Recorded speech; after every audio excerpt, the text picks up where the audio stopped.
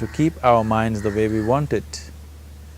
What we create in the world is also going to be very accidental and haphazard. So learning to create our minds the way we want is the basis of creating the world the way we want. There is a wonderful story in the yogic lore. On a certain day, a man took a walk. He went for a long walk. Accidentally, unawares, he walked into paradise. Fortunate, isn't he? He just took a walk and he landed up in paradise. After this long walk, he felt little tired. So he thought, oh, I'm tired, I wish I could rest somewhere. He looked around, there was a nice tree, underneath which there was very cushiony grass.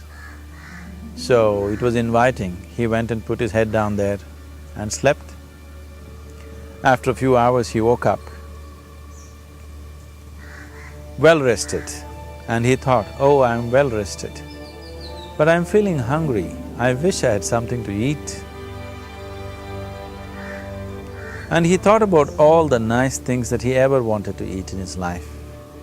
And instantly, all those things appeared in front of him. You need to understand, there the service is like that. Hungry people don't ask questions. Food came and he ate. Stomach became full. Then he thought, oh, my stomach is full, I wish I had something to drink. All the nice things that he ever wanted to drink, he thought about it and all of them just appeared in front of him. Drinking people also don't ask questions, so he drank. Now with a little bit of alcohol in him, you know Charles Darwin told you, all of you are monkeys, your tail fell away. Not me, Charles Darwin told you that you were all monkeys and your tail fell away and then you became human. Yes, definitely the tail fell away. But the monkey, in yoga, we always refer to an unestablished mind as markata, which means a monkey. Why we are referring to the mind as a monkey is, what are the qualities of a monkey? One thing about a monkey is, it's unnecessary movement. And another thing about the monkey is, if I say you're monkeying somebody, what does it mean? Imitation. Monkey and imitation have become synonymous. So these two essential qualities of a monkey are very much the qualities of an unestablished mind. Unnecessary movement, you don't have to learn it from the monkey, you can teach it to the monkey. And imitation is full-time job of the mind. So when these two qualities are on, a mind is referred to as a monkey. So this monkey became active within him. He just looked around, thought, what the hell is happening here? I asked for food, food came. I asked for drink, drink came. There must be ghosts around here, and ghosts came. Oh, the ghosts have come, they're going to surround me and torture me, he thought. Immediately the ghosts surrounded him and started torturing him. Then he started screaming in pain and said, oh, they're going to kill me, and he died. Just now he said he's a fortunate being. The problem is he was sitting under a kalpa vriksha or a wishing tree. He asked for food, food came, he asked for drink, drink came, he asked for ghost, ghost came, he asked for torture, torture came, he asked for death, death happened. Now don't go looking for these kalpa vrikshas in the forest, you can barely find a tree these days. A well-established mind, a mind which is in a state of samyukti, is referred to as a kalpa vriksha. If you organize your mind to a certain level of organization, it in turn organizes the whole system. Your body, your emotion, your energies, everything gets organized in that direction. Once all these four dimensions of you, your physical body, your mind, your emotion and the fundamental life energies are organized in one direction, once you are like this, anything that you wish happens without even lifting a little finger actually. It would help to assist it with activity, but even without doing any activity, you can still manifest what you want if you organize these 4 dimensions in one direction and keep it unwavering in that direction for a certain period of time. Right now the problem with your mind is, every moment it is changing its direction. It is like you want to travel somewhere and every 2 steps if you keep changing your direction, the question of you reaching the destination is very remote unless it happens by chance. So, organizing our minds and in turn organizing the whole system and these 4 basic dimensions of who you are right now in one direction, if you do this, you are a kalpavruksha yourself.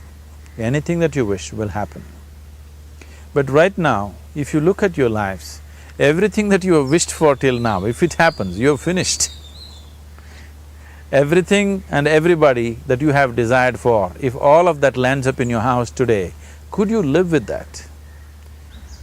Once we're empowered like this, it's very important that our physical action, emotional action, mental action and energy actions are controlled and properly directed. If it is not so, we become destructive, self-destructive. Right now, that is our problem. The technology, which is supposed to make our life beautiful and easy, has become the source of all the problem that we are destroying the very basis of our life, which is the planet. So what should have been a boon, we are making a curse out of it. What has brought incredible levels of comfort and convenience to us in the last 100 years or so has also become a threat to our life simply because we are not conscious action, we are in a compulsive state of action. So organizing our minds fundamentally means moving from a compulsive state of activity to a conscious state of activity. You might have heard of people for whom they asked for something and beyond all expectations it came true for them. Generally this happens to people who are in faith. Now, let's say you want to build a house. If you start thinking, oh, I want to build a house. To build a house I need 50 lakhs, but I have only 50 rupees in my pocket. Not possible, not possible, not possible. The moment you say not possible, you are also saying I don't want it. So on one level, you're creating a desire that you want something, on another level, you're saying I don't want it. So in this conflict, it may not happen. Someone who has some faith in a god or in a temple or whatever, who is simple-minded, faith works only for those people who are simple-minded. Thinking people, people who are too much thinking, for them it never works. A childlike person who has a simple faith in his god or his temple or whatever, he goes to the temple and says, Shiva, I want a house. I don't know how, you must make it for me. Now in his mind there are no negative thoughts. Will it happen? Will it not happen? Is it possible? Is it not possible? These things are completely removed by this simple act of faith. Now he believes Shiva will do it for him and it will happen. So is Shiva going to come and build your house? No, I want you to understand, God will not lift his little finger for you. What you refer to as God is the source of creation.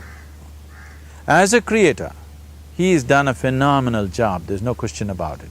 Could you think of a better creation than this? Is it in anybody's imagination to think anything better than what is there right now? So as a creator, he has done his job wonderfully well. But if you want life to happen the way you want it, because right now, the very crux of your happiness and your well-being is this, if at all if you're unhappy, the only and only reason why you're unhappy is life is not happening the way you think it should happen. That's all it is. So if life is not happening the way you think it should happen, you're unhappy. If life happens the way you think it should happen, you are happy. It's as simple as that. So if life has to happen the way you think it should happen, first of all, how you think, with how much focus you think, how much stability is there in your thought, and how much reverberance is there in the thought process will determine whether your thought will become a reality or is it just an empty thought. Or how you do not create any impediments for your thought by creating negative thought process. This possible is something possible or not possible is destroying humanity. What is possible and not possible is not your business, it's nature's business. Your business is just to strive for what you want. Right now you're sitting here, if I ask you two simple questions, I want you to just look at this and answer this. Right now from where you're sitting, can you just fly off? You say no. Right now from where you're sitting, can you get up and walk? You'll say yes. What is the basis of this? Why you say no to flying and yes to walking? Because past experience of life, many times you've gotten up and walked, never did you fly off. Or in other words, you're using the past experience of life as a basis for deciding whether something is possible or not possible. Or in other words, you have decided that what has not happened till now cannot happen in your life in future. This is a disgrace to humanity and the human spirit. What has not happened till now on this planet can happen tomorrow. Human beings are capable of making it happen tomorrow. So what is possible and what is not possible is not your business. That is nature's business. Nature will decide that. You just see what is it that you really want and strive for that. And if your thought is created in a powerful way, without any negativity, without any negative thoughts bringing down the intensity of the thought process, the first and foremost thing is you must be clear what is it that you really want. If you do not know what you want, the question of creating it doesn't arise. If you look at what you really want, what every human being wants is, he wants to live joyfully, he wants to live peacefully. In terms of its relationships, he wants it to be loving and affectionate. Or in other words, all that any human being is seeking for is pleasantness within himself, pleasantness around him. This pleasantness, if it happens in our body, we call this health and pleasure. If it happens in our mind, we call this peace and joy. If it happens in our emotion, we call this love and compassion. If it happens in our energy, we call this blissfulness and ecstasy. This is all that a human being is looking for. Whether he is going to his office to work, he wants to make money, build a career, build a family, he sits in the bar, sits in the temple, he is still looking for the same thing. Pleasantness within, pleasantness around. If this is what we want to create, I think it's time we addressed it directly and commit ourselves to creating it. So you want to create yourself as a peaceful human being, joyful human being, loving human being, a pleasant human being on all levels. And do you also want a world like this? A peaceful world, a loving world, a joyful world? No, I want greenery, I want food. When we say a joyful world, that means everything that you want has happened. So this is all that you're looking for. So all that you need to do is commit yourself to creating it, to create a peaceful, joyful and loving world, both for yourself and everybody around you. Every day in the morning, if you start your day with this simple thought in your mind, that today, wherever I go, I will create a peaceful, loving and joyful world. If you fall down 100 times in the day, what does it matter? For a committed man, there is no such thing as failure. If you fall down 100 times, 100 lessons to be learnt. If you commit yourself like this to creating what you really care for, now your mind gets organized. Once your mind gets organized, the way you think is the way you feel, your emotion will get organized. Once your thought and emotion is organized, your energies will get organized in the same direction. Once your thought, emotion and energies are organized, your very body will get organized. Once all these four are organized in one direction, your ability to create and manifest what you want is phenomenal. You are the creator in many ways. That which is the source of creation is functioning within you every moment of your life. It is just that have you kept access to that dimension or not? Organizing the four basic elements of your life will give you that access. There are tools and technologies to do this. The whole science of yoga, the whole technology that we refer to as yoga is just about this, transforming yourself from being just a piece of creation to become a creator.